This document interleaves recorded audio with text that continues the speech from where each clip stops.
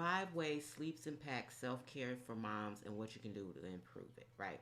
So let's talk about mommyhood and sleep. If you're a mom, you know sleep can be a thing of the distant future, right? Sometimes you don't get enough sleep, sometimes you don't sleep at all. And especially with me, I have a 4 week old, well, 5 week old, and telling you with a baby and feeding and crying, you get no sleep in those first few months. So let's just talk about though the way it impacts your self care and then what you can do to improve it. So one way it impacts you is mood regulation, right? So sleep plays a major role in regulating your mood. And so lack of sleep can lead to feelings of what? Irritability, anxiety goes up, it can lead to depression, and then that can affect your ability to actually mommy, right? Because when you don't sleep and you're irritable or you have anxiety or you're feeling like you're moving towards depression, you can't take care of yourself, let alone take care of your family effectively. So, improving your sleep can help to improve your mood and your emotional well being. Now, let's talk about cognitive functioning, right? Sleep is essential for cognitive functioning, including memory and problem solving. And you guys know, as a mom, you have to know that memory goes out the window. Like, you forget things a lot. But I can tell you that if you get more sleep, it can help improve your memory and problem solving. Lack of sleep, it just keeps going downhill from there. So it can lead to even more of like difficulty focusing, which is one of those reasons why the memory goes out the window, right? Because you can't focus. What? Poor decision making comes along with that. And it can affect your ability to do what mommies need to do, like multitask, right? Like, you can definitely multitask. Like, that's not a big deal, but multitasking effectively, because as moms, we're doing a lot all the time at once.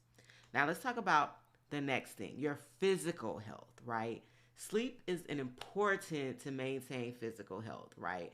Like, if you don't sleep, your body needs sleep to function. So if you don't sleep, your body will start to give you signs of, hey, mommy, sit your butt down, or hey, mommy, go take a nap, or your body will start shutting down for you. And you do not want to let your body shut you down. It's happened to me in the past. When your body shuts you down, there's nothing you can do about it, because as you're sleeping, your body repairs itself, it rejuvenates itself. So if you don't sleep, that doesn't happen. But guess what does happen? Your body starts to break down, and then your body has that involuntary moment where it's like, okay, I'm going to sit you down. So your lack of sleep can increase risks of chronic health conditions like diabetes, heart disease, and then it's going to affect your overall health and well being. All right. So let's talk about stress and anxiety. So we talked a little bit about that when we talked about mood regulation, but when we're just talking about stress and anxiety by itself, if you don't sleep, your mind, just like your body, does not get to rejuvenate and repair itself. So you start to get irritable, anxiety, stressed, and you won't be able to manage your stress levels as easily, which can lead to burnout, but it also can lead to blowing up. So those are the two B's that I give for when your stress and anxiety levels just keep going up and you don't have a way to properly maintain your self-care and bring them back down, is burnout and blowing up. And blowing up is like that first sign where you get very irritable and anxious about even the smallest little things, things that would normally not even bother you. And those things make you blow up like, yeah, I've had it, I've been there. And then I felt bad afterwards. And I knew that I needed to get my self care together so that I could definitely sit down and get rid of the stress levels and get rid of the anxiety from just going, and not taking time for myself. So you don't want to blow up at your babies and then feel bad afterwards. It doesn't feel good. So we want to attack it head on. We want to do it first. We want to get ahead of it, and we want to start implementing proper self care, because lack of sleep can definitely blow up your anxiety and stress symptoms and making it more difficult to just cope as a mother and the demands that mommyhood has on you, because we know that as mommies we're doing so much, and as it starts to pour on, we don't want to have those blow up or burn out and let those daily stressors get the best of us, do we? And then number 5 is energy levels, right? We know if you don't sleep, where does that energy come from? And don't tell me a cup of coffee, that cup of joe, because that's not true. Because the caffeine only works for a limited amount of time. The real thing that you actually need to be able to up your energy levels is sleep. Even power naps, like grab you a power nap throughout the day, because power naps help. At first, power naps did not help me, because every time I took a power nap, I ended up sleeping too long, and then that had the opposite effect of where I didn't get enough sleep, so I woke up more groggy. But power naps, 5 minutes, 10 minutes, 15 minutes, I'm telling you, they work, because I've been getting them now with the baby. And if I didn't have those power naps, I don't know how I'd be recording this video right now. I don't know how I would be functioning right now if I didn't get those little power naps. I'm not getting the recommended time of sleep. I'm not getting those recommended 7 to 9 hours, but I am getting in those power naps, and they are definitely helping.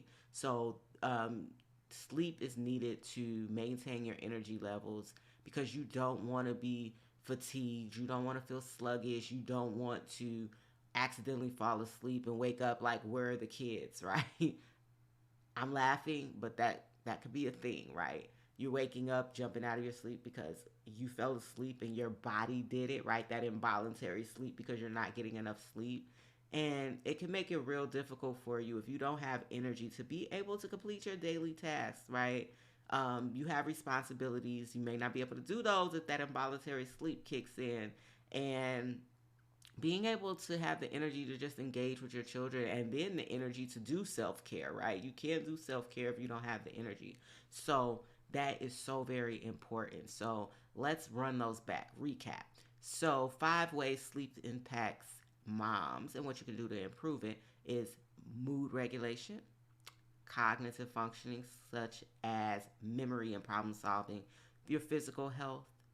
Number 4, stress and anxiety management. Number 5, your energy levels. So what we're going to do to improve the sleep, mommies, is we're going to try following good sleep hygiene. Yep, you're like, well, how am I going to do that? I'm doing all of these things as a mom. We're going to practice it. We're going to implement it. If you don't start trying, it'll never happen. So these are some ways that you can grab those power naps or get more sleep in. We're going to like avoid the electronics like an hour before you're ready to go to bed. I know it's hard, and it's hard for me, but that's one way. Then we're going to try to keep a consistent sleep schedule. I know I am like cursing at you right now. You're like, what? Consistent sleep schedule all in one sentence? Yes, we're going to try that. I know it's hard, but we're going to try it, right? And then we're going to start being consistent with it, because we need to start building some type of routine around sleep. I know it's hard, but we're going to try it, right? Um, Maintaining a cool and dark sleeping environment. Right now, I've been sleeping with like a nightlight on because I need to see the baby. I know you guys remember that when the baby was little and you keep looking at them to make sure they're still breathing. That thing, right? I don't know what that is, but us moms, like, we have to do it. I don't know what that is, but a dark sleeping environment. So I do turn on like a colored light versus a white light at night, so that I can see the baby during the night. And then cool and dark. Like, you don't want it to be too hot. You don't want it to be cold. You want it to be just right. Then setting a bedtime routine for your children and yourself. And I'm looking around like this because I'm still working on that, right? I'm trying to get the bedtime routines together, but with a small baby and toddlers, my brain has just now started functioning again. It's not even functioning completely and properly, which that's a whole different story, but it's functioning. And I'm trying to get back into a routine with um, bedtimes for me and the kids so that there's some type of relief from that stress and anxiety of always um, being around the kids and always doing something when there needs to be that cool down time for sleep, right? And then another way, and that I'll be talking about in another video, is practicing relaxation techniques like yoga and medication. That'll help too, but no.